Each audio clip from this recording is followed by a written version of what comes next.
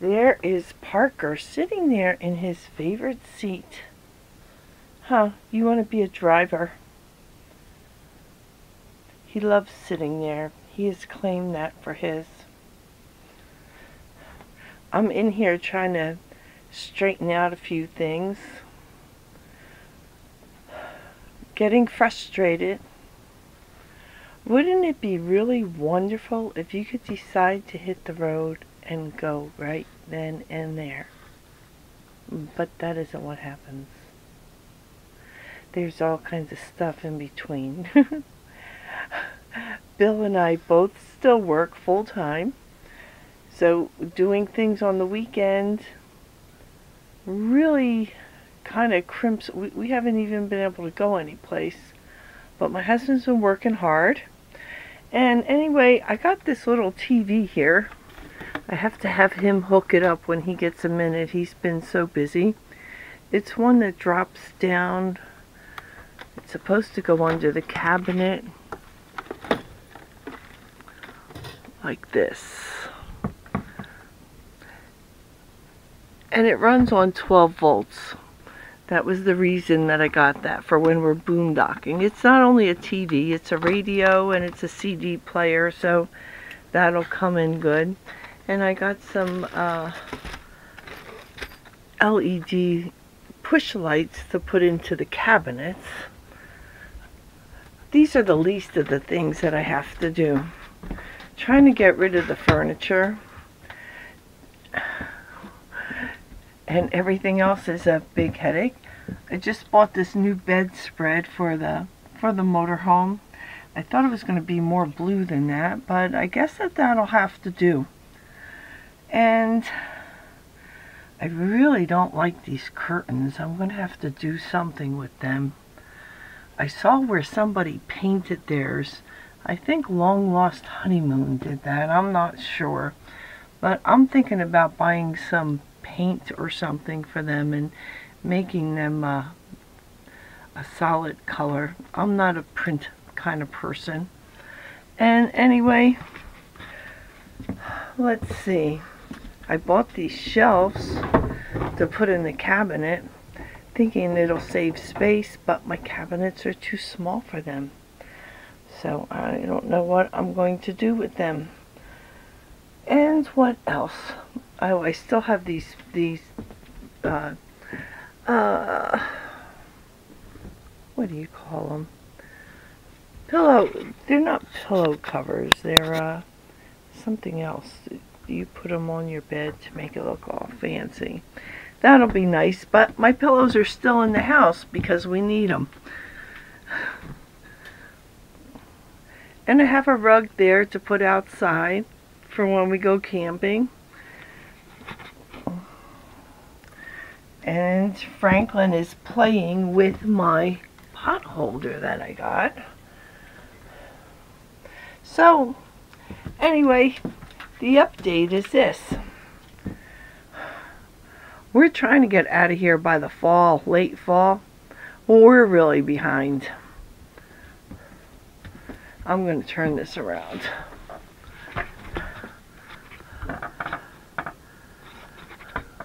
I don't even know if you can see me. I'm just hoping that this comes in. But we have had, my husband took a balcony off of our house. And when he took it off, there was all rot underneath.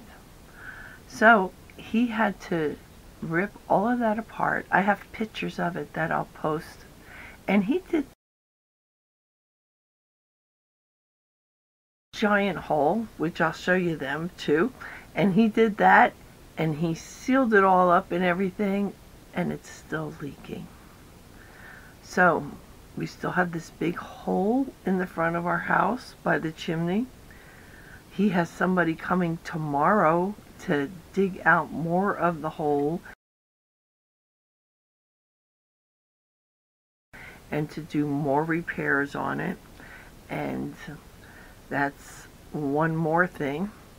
Then we have an old junk camper that we used to go camping in 2002, 3, and 4. 2005.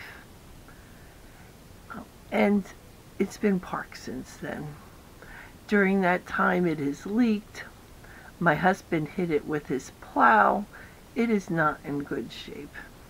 We're trying to get somebody to come and tow it away. We can't find anybody. I put it for free on Craigslist, and I have people calling up. I put on there that it was salvage only. I don't want people thinking this is going to be their dream camper. So there's supposed to be somebody coming to pick it up tomorrow with a flatbed truck so that he can tow it away. If that happens, that will be a lot of our problems gone. But our other problems is we still have to get furniture down from up our second story down to the first floor to move it, to get it out of here. Now, we already got rid of a lot of furniture from upstairs, but we still have one big dresser and a big hope chest. Neither one of them can my husband and I carry. I think the trick is, if you're going to go full time, that you have to do it before you turn 60, because after that you can't be lifting all these things. I'm 66, my husband's 66. We're both retired, believe it or not, collecting Social Security, but we both still work full time. And anyway, we need help getting that stuff from the second floor to the first floor so that even we could dispose of it. I've had ads placed for them. I've had them free. I'm not having any luck at all, and I don't know what to do. So the upstairs is almost all done except for the carpeting, which we're having somebody come in and do that. And my husband has to get a new sink for the new vanity, but outside of that everything's painted and stuff like that. So then the next thing is going to be just cleaning out everything. And the hard part is I don't know what to do with half of the stuff. I'm a photographer.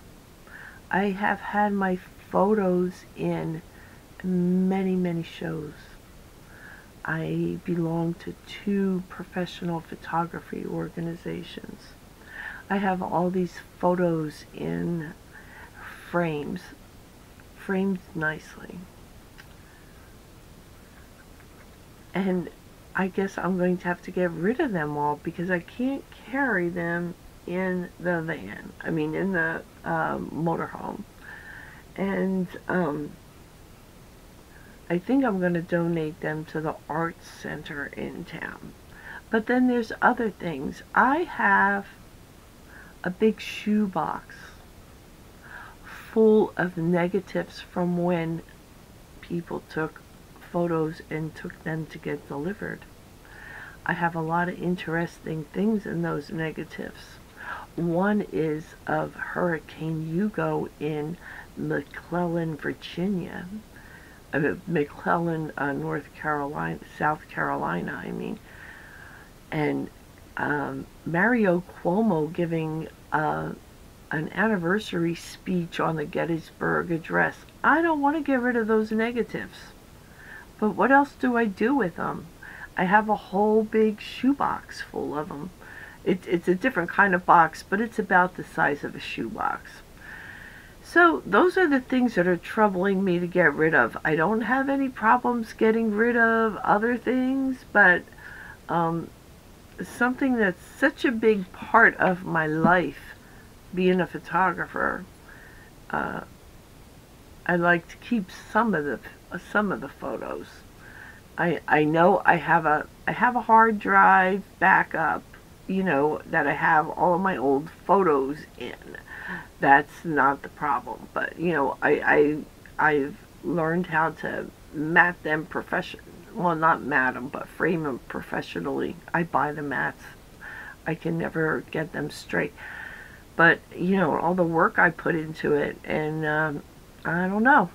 It's something I'm thinking about. I would like to keep a couple. I know I'm going to keep one of my precious pug dog that I lost. He passed away a couple years ago.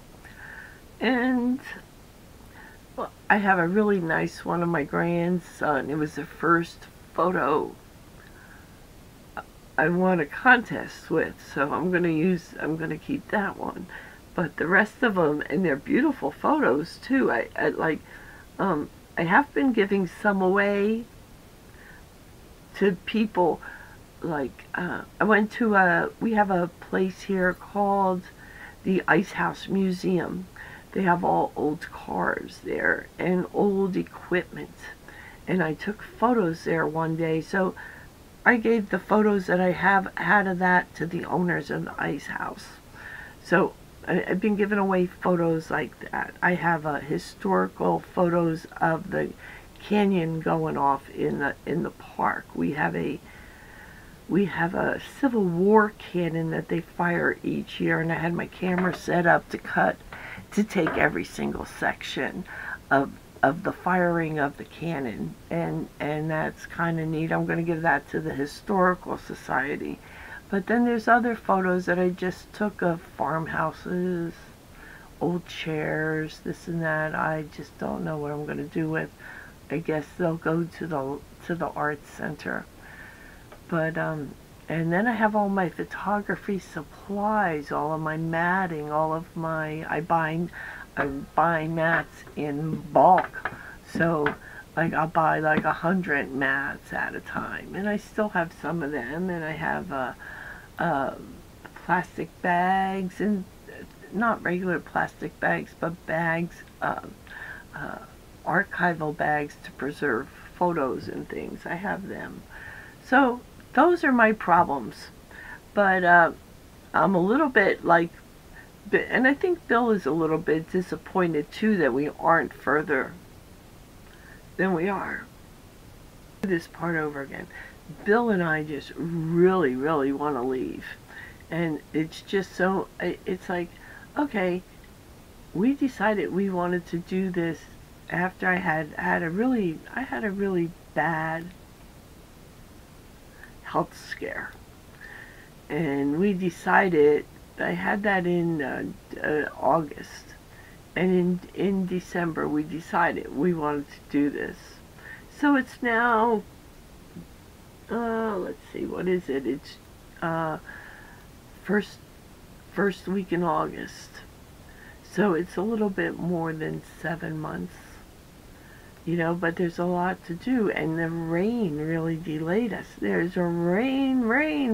There was so much rain this spring. First there was the snow, and then there was the rain. We didn't get the motorhome either until February, so and there's not much you could do in January and February in New Hampshire to get ready to hit the road.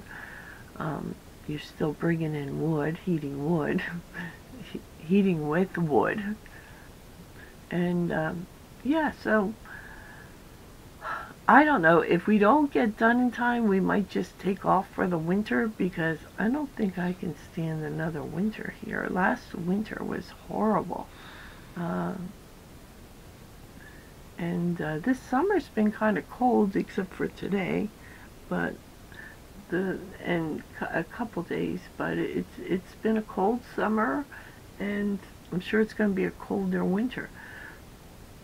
If you've never experienced New Hampshire winters, you don't know what you're looking at. The first winter we were here got like to 20 below. I mean, once you get past 5 below, does it really even matter anymore? I don't know. So anyway, I'm going to end this here. I'm going to do another video tomorrow. I'm so excited. I'm going to the Budweiser plant, the Budweiser brewery in Merrimack, to go see the Clydesdale horses. There's a beer testing, but I'm going with somebody older than me, hard to believe, but yeah, somebody older than me, and we are going to go there. And she says, I can't drive your car if you have a drink. And I says, I know, I'm not going to have a drink, but we are going to go out. They have a beer garden there, and they serve food there. So after we see the Clydesdale horses and take a tour of the factory, we're going to have lunch there. So I hope to do a video from that. But anyway, that's what's going on with us. We kind of have the mid-slump blues getting ready to go.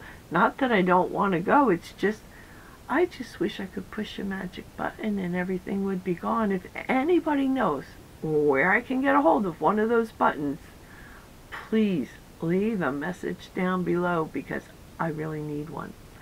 Well, anyway, see you next video, and thanks for watching, and please subscribe, like, whatever.